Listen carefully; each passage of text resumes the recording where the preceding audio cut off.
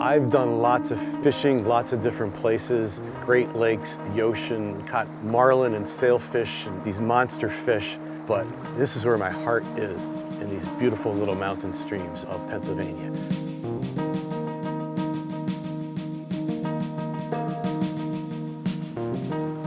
I'm Dr. Joseph Simons, the wild trout man.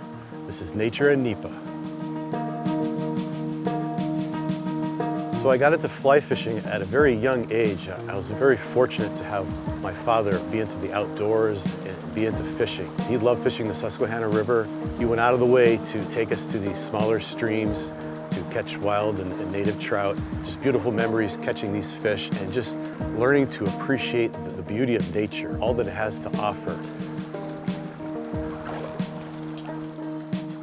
One of the things I do when I come to one of these streams, if I don't know it, and it's not on a map, just feel the water. You could feel the temperature.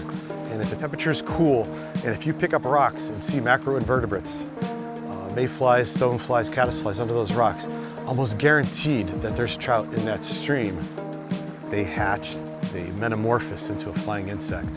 And that's when the fish are just keying on that particular fly. So you want to match that hatching insect as best you can.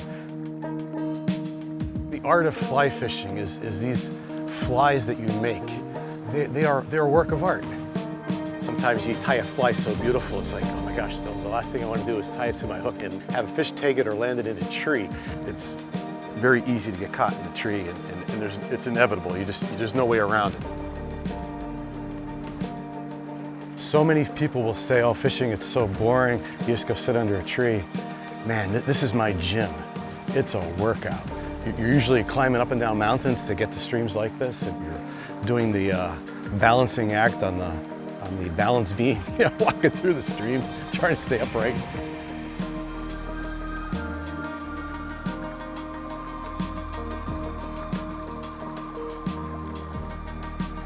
A native brook trout is certainly special because it's native. It's the only native trout species in our state. Everything else is introduced. Such a beautiful specimen. These fish are gorgeous. They're born and raised in the stream. You're catching something totally natural.